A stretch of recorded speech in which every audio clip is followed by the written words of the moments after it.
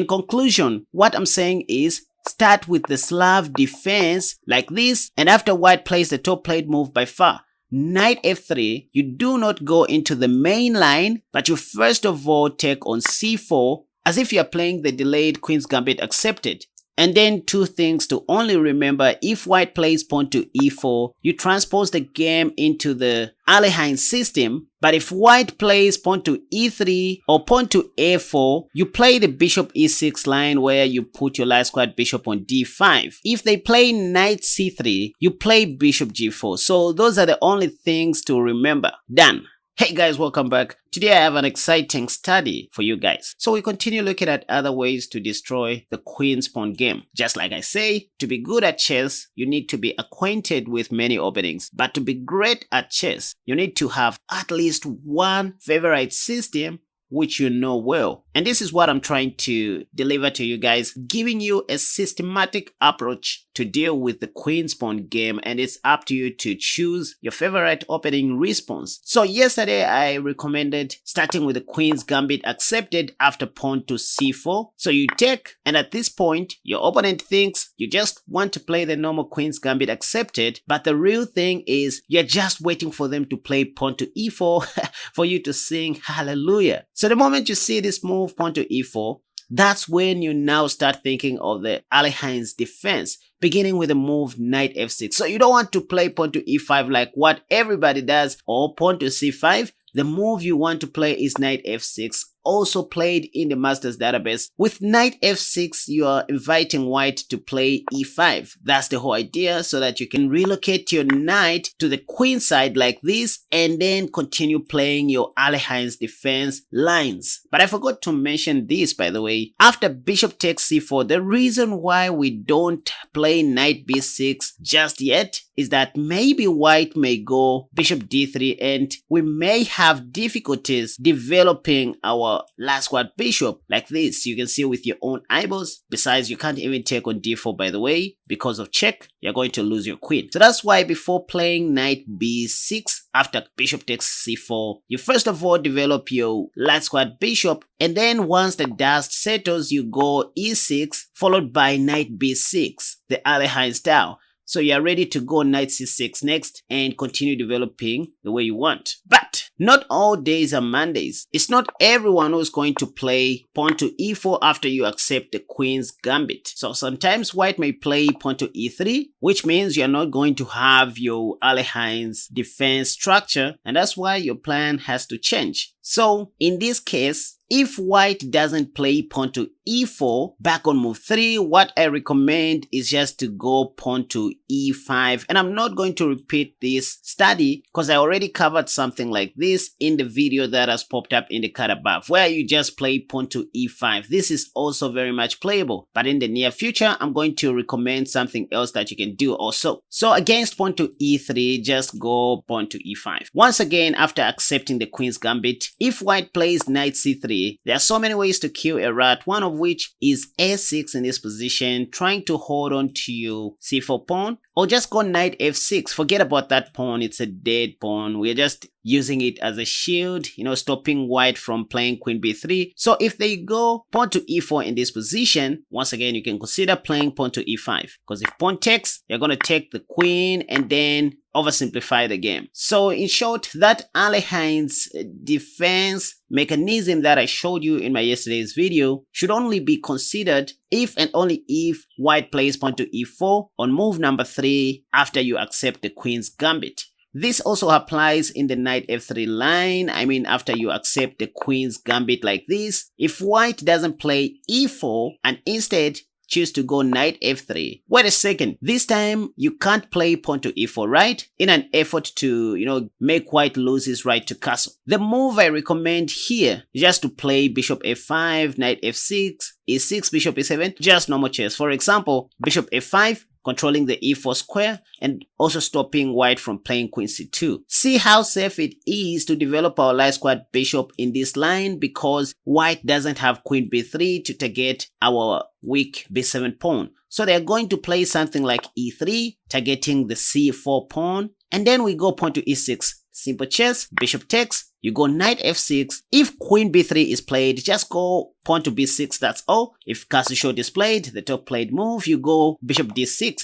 But I like bishop e7. The reason is that sometimes bishop d6 may run into this simple tactic e4 and pawn to e5, especially if white's rook is already on e1 or the queen is already on e2. So just keep this in mind. That's why it's always safe to develop your dark squared bishop on e7. But in this case, bishop d6 is okay. So knight c3 may be played. Now you castle short, rook e1, you know they want to play e4 now because there are too many defenders or supporters. And so this is when you want to play knight e4, stopping pawn to e4. If knight takes, you take back with your light squared bishop, and then after knight d2 or something like that, wanting to get rid of your bishop, this is when you retreat your bishop. I mean, at the end of the day, this can just be a normal game. That's what I'm talking about. So this was just a quick recap or an addition to my yesterday's presentation. And the main area of my meat is our knight f6 Alekhine system only works after white plays pawn to e4 in the queen's gambit accepted. So in today's video, I want to show you something like that, which you can highly depend on even in classical tournaments, federated tournaments, and whatever you want to mention. Still against d4, and at the moment this doesn't have a name, so I'm calling it the Slav Alekhine system. You are going to love it, you guys, and I'm sure you're going to subscribe to this channel and hitting the like button. Because that's how you support this channel, right? So white starts with d4. The move that I still recommend is pawn to d5. Sometimes you can start with c6. Now listen, first of all, we want to start with the Slav defense. After pawn to c4, we always want to go pawn to c6. And goodness me, 90% of your opponents will always play knight f3. This is what they are taught to play in the Slav. It doesn't matter even if they start with the queen's knight, by the way, but knight f3 is the top played move by far, even in the Lichess database. You may also start in the following way. After d4, instead of going d5 right away, you go pawn to c6, giving white an option to go back to, e4 so that you can play the Caro-Kann defense. But if they continue with pawn to c4, this is when you go pawn to d5 once again. So it's just the move order that changes. Otherwise, it's one and the same thing. So you start with the Slav, and then most of your opponents will play knight f3, the top played move, trying to control the e5 square as soon as they can. Now, in the Slav defense, the main line here is to go knight f6, but I hate this. The reason is simple. White may play queen c2 or knight c3, trying to fight for the e4 square. You don't want that to happen. So what masters are doing nowadays is what I'm going to show you guys. Instead of playing knight f6 and allow white to go queen c2 or knight c3, masters are taking the pawn on c4. So it's like playing the delayed queen's gambit accepted. But there's a difference, and this is what I highly recommend if you don't like my yesterday's recommendation. Very much playable even in classical tournaments, you guys. In this position, white has 4 good responses. The common one is pawn to e3. We are going to look at that, but let's start with the third common move in the Lichess database, pawn to e4. Should be the 4th common move in the Masters database. So pawn to e4. Why pawn to e4? Well, white just wants to dominate the center and also paving way for his light squared bishop to take that pawn. Now here's one thing to remember. In my system, I don't like what most black players do in this position, though that is fine. Pawn to b5. The problem with b5 is that white players already know this stuff. They're prepared for this, right? They are going to, start hitting you with moves like a4, and you will concentrate much on the queen side, forgetting to develop your king side. And this is why in this particular study, I recommend that you forget about your c4 pawn. So what you want to do is this. You simply go knight f6, attacking the undefended e4 pawn, and like it or not, the top played move by white in this position is e5, because, why not? And this is when you play knight d5. Again, the same Alekhine system approach. Most likely they will take on c4, and just like we saw in the introduction, playing knight b6 may allow white to play bishop d3, stopping you from playing bishop f5 in some lines. So you first of all want to develop your light squared bishop either on f5 or on g4. I like bishop g4, by the way, putting pressure on the knight. If pawn to h3, the rule here is that when white's pawn is not on e3, it's good to take on f3 with your light squared bishop. Otherwise, bishop h5 is always a good move. So just go ahead and take on f3 as long as white's pawn is not on e3. They will take back, and then you go pawn to e6. This is now more like the French defense where white does not have knight e5, you guys. So you don't have to worry about this anymore. Imagine you are having this position in a serious tournament, you guys. You have no weaknesses or whatsoever. They may castle short or play knight c3, but you just continue with knight b6. By the way, anything is playable, even bishop e7 and then castle short. But I'm only showing you the great responses or the best responses. Why knight b6? Because you are attacking two things, the light squared bishop and the pawn on d4. So it's just a strategic move. In fact, if you check the Lichess database, you'll find that the first two moves in the database are all blunders, bishop b3 and bishop d3, because that allows you to take the free pawn on d4, which is why white has to play queen d3, defending both and allowing you to, get rid of their bishop pair, and then you continue with the normal development. That's why you played knight b6 first before playing bishop e7. Now take a look at this position. Look at how solid your pawns on the center are. This is your dream position with no weaknesses. If they start pawn storming on the king side like this, you will always and always take. Your plan is to go knight d7, knight b6, and then plant your knight on d5 forever. That will be a good outpost for your knight. So you start with knight d7. Let's say they go bishop e3, a developing move. You go knight b6, and then queen b3 since the queen was under attack, right? So you go queen d7, simple stuff. Queen d7 supports the upcoming e takes f5. So let's say pawn to g4. This is what most white players like doing, attacking. So you go king h8, getting ready to capture on f5. For example, after f5, you just take to release the tension. So they will take with their pawn most likely, and then you go rook a d8. Nothing to memorize. You're just playing safe and solid chess, just in case you see pawn to f6 in this position, because there are people who like playing like this. I mean, that would just be a losing mistake for them, because you don't even have to worry about your bishop. Tactically speaking, you will get back everything after queen takes h3. Say pawn takes, you go queen takes bishop with check, rook covers, and then you go queen g5 check, and then you grab that pawn with tempo. And that is if white tries to be aggressive with moves like pawn to f6. Otherwise, if they continue being solid like rook a d1, don't just worry about f6. Your plan is very simple. Queen c7, pawn to c5. It's up to you to come up with a better plan like this. And I just don't see any weaknesses for black in this position. It's just for you to come up with, better strategic plans like I'm showing you on the board. Nothing to memorize, just playing normal chess. Once again, after d4, d5, and pawn to c4, you don't take on c4 immediately. You can wait by first of all going pawn to c6, and you will see another advantage of playing c6 later on. This is the Slav defense. So after white plays knight f3, you don't go knight f6 like they always do. This is when you take on c4, accepting the queen's gambit at a later stage. And then let's look at one last line in the e4 line. Once again, whenever white plays e4, either in the Slav defense or in the actual queen's gambit accepted, always think of the knight f6 Alekhine's system, where they may be prompted to advance their e-pawn, and then you go knight d5. After bishop takes, knight b6 again is good, but white has bishop d3, which is why you always want to start with your light squared bishop. We saw what happens if white plays pawn to h3. I said the rule of thumb is take on f3 as long as white's pawn is not on e3.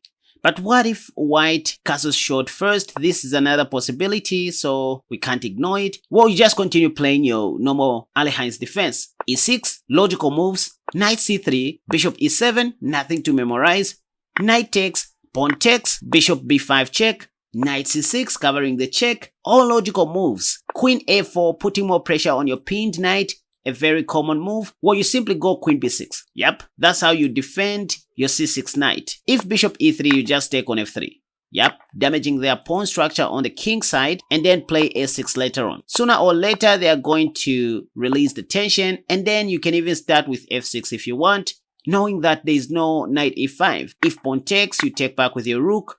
Now you have this. Say king h1. I mean, this can be a normal game at the end of the day. By the way, bishop d6 has no defense. You are about to take the free pawn on f4, and then connect your rooks as highlighted. So this is another way you can play this. So the key thing to remember in the opening stage of the Slav is delay taking on c4. Play the queen's gambit accepted delayed after starting with the Slav. Right. But as we know, not all days are Mondays. You won't always see this move pawn to e4, which allows you to, play your Alekhine's defense system. In fact, the top played move here is pawn to e3. And now, since white's e-pawn is not on e4, we won't have our beautiful Alekhine on the board.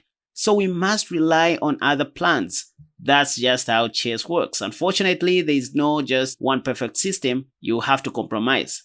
So once again, you always have pawn to b5 if you want to go back to the basics, but just never waste your time defending the c4 pawn. I mean, you will delay your kingside development. So the only thing to remember in these other lines is the development of your light squared bishop, that's all. After pawn to e3, I have two recommendations for you. To go bishop g4 and then continue playing normal chess as I showed you or as highlighted, or play this sneaky move. I would play this even in a classical tournament, you guys. In fact, when you check the Masters database, after pawn to e3 back on move 4, grandmasters play the move bishop e6, which looks unnatural. Here is the secret, you guys. Black is not defending the c4 pawn. No, the main reason for playing bishop e6 is to replace our previous d5 pawn with the light squared bishop. So we want our light squared bishop to sit on d5. In case you have forgotten where we started, here we go again. You first start with the Slav defense, but you don't go into the main line with knight f6. You take on c4, accepting the queen's gambit later on. And here is where we are now. White plays pawn to e3 on move 4. So instead of going bishop g4 and complicating stuff, you have this beautiful strategy to put your light squared bishop on d5 so that it becomes a bigger pawn where the d5 pawn was. This is what you must do in classical tournaments. So you go bishop e6. And there's even a little trap here, you guys. I'm looking at the Masters database right now. Look at this. White thinks you are trying to defend your c-pawn, so they are not happy with your light squared bishop. That's why the 6th common move in the Masters database is knight g5, which is an instant losing mistake, a very big blunder. Let's see in the Lichess database, maybe knight g5 is the 3rd common move, trying to get rid of your light squared bishop, which is a blunder, you guys, because you have queen check, and on the next move you're going to win a free knight. So even grandmasters blunder like this, you guys. That's one beauty of playing bishop e6. Anyways, so let's just say white doesn't blunder with knight g5. You will see them playing something like knight bd2, trying to get back the c pawn, or pawn to a4, whatever they want. So let's say knight bd2, trying to get back this pawn, right? The other purpose of knight bd2 is to support the upcoming pawn to e4. So if you just go bishop d5 here, just because I said we want to replace the previous d pawn, white has this move and you'll be forced to go back. So that is again natural. You first of all start with knight f6, knowing that if they play e4, you will hold on to your c pawn. So they will take on c4 like this, and this is when you replace your previous d pawn with the light squared bishop. Now you have a bigger pawn on d5. Great. So after bishop d3, you may continue with your normal development. Say castle short, you can play c5, knight bd7, bishop e7, anything you want. But I like knight bd7, just meeting knight e5 in advance. Say queen e2, obviously they want to push e4, so you go bishop e4 yourself, challenging the light squared bishop. After bishop takes, you take back. Say knight f e5, they want to play pawn to f3 maybe, so you oversimplify things like this, and on the next move you castle short. Once again, take a look at the pawn structure that we saw even in the previous lines. This is your dream position. Back on move 4 after pawn to e3, and then you play the top played move in the Masters database, bishop e6, like a grandmaster, there are some lines where white may take on c4, and then after bishop d5, bishop d3, and pawn to e6, they don't castle short. They go, queen c2, intending to go e4. So in the queen's pawn game, white always wants to push pawn to e4, by the way. But here you can just take on f3, as long as the queen is not supporting the knight, and this will just be a simple game. By the way, see how I played this move, pawn to c5. When the dust settles, always think of playing c5 to release tension on the center. This is one of the key moves that you have as black. If you don't play pawn to c5 in a timely situation, you lose. So always think of pawn to c5 in the middle game. This releases tension on the center, and this is one of the ways in which the game may go or may continue. Right. So back to the Slav defense modern line position. After white plays knight f3, there's no need to go knight f6 into the main line due to queen c2 or knight c3. You always want to take on c4. White may also try to go pawn to f4. With f4, they think they are stopping you from playing pawn to b5 in advance, which you can also play by this time, by the way. But don't just focus on the c4 pawn, you guys. Just continue with your kingside development. So the move you want to start with is knight f6, your kingside development. And then white to play something like e3. Again, we are back to the e3 line, just that this time white has a pawn on a4. So once again, you have two options, either to go bishop g4 or just to go bishop e6. Bishop g4 is okay. This will just lead to a normal game like this. I don't even want to waste much of your time because this is just self-explanatory, but the main area of my interest is this move, bishop e6, on move number 5 this time. So again, if you look into the Masters database, bishop e6 is the top played move. That's what you want to play. And you already know our strategy to replace our previous d pawn with our light squared bishop. And guess what? Even in this position, there are some players who play knight g5, which is a blunder or a losing mistake due to the same tactic, queen a5 check, and you are going to win that free knight. So that's why the top played move in the Masters database in this position is to go knight a3. Just trying to get back the pawn on c4, right? And this is when you go bishop d5. That's all. So now you have a bigger pawn on d5. That's what this means. And that's why masters play bishop e6. Last time we saw what happens after knight takes is played. You can just go pawn to e6 and continue playing normal chess. But what if white takes with the bishop? Well, again, you can just go e6. That's all. If castle short, you go bishop takes. So you just took the knight. By the way, castling short is a blunder in this position or some kind of a mistake. Because if they take back, you take the free bishop. This is just one of the possibilities, by the way. So in the pawn to e3 line, the move I recommend is bishop e6. This is the same thing that is happening even in the a4 line. By the way, pawn to a4 on move number 4 is the second common move in the Masters database, preventing you, from going pawn to b5, which you can also play. So just go knight f6 again. Always start with knight f6. If you so wish. So they play pawn to e3, and then once again you go bishop e6. These are the only things to remember or to memorize if you like. Knight f6 and bishop e6 followed by bishop d5. This is what masters play. This is not my strategy. If knight a3, you go bishop d5. If bishop takes or knight takes, you go pawn to e6. Simple stuff. Again, you just want to ensure that these 4 pawns that I have highlighted are fixed. These are the pawns you want to enter with in the middle game, and you're fine. Back to the Slav defense. Now let's look at the last line after you take on c4 like this. So far we've looked at the e4 line where you play your knight f6 Alekhine's system. We also looked at pawn to e3 where you put your light squared bishop on d5. And we just looked at the a4 line where you still put your light squared bishop on d5. But what about the knight c3 line? What if white plays knight c3? Well, first of all, whenever you see moves like knight c3 and queen c2 in the queen's pawn game, just know they want to play pawn to e4. So it's always safe to start with knight f6, preparing for bishop e6 next, and this. Or in this position, you can even go bishop f5. Since white doesn't have queen b3. But anyways, say white plays pawn to e4, stopping you from doing whatever you want to do. Okay, now that it doesn't make sense to go bishop e6, you can tell, this is when you can go bishop g4. That's why I recommended that second plan. The plan is, after anything, you can even take on f3, so that you don't just worry about knight e5 in the near future. But once again, you can just go e6. Look at this same pawn structure that I showed you guys. If this, you have knight d5 by the way, so you just leave your king's knight on f6 for good. Say bishop e3, you go knight b d7. Obviously you can't develop your knight on c6, there's a pawn to d5 for some reason, wanting to mess up your key pawns. Well, you can just go knight b6, attacking the light squared bishop. They may get rid of your knight, yes, but you can take back with your queen, targeting the b2 pawn which is undefended. D takes, f takes, you develop your dark squared bishop and castle shot.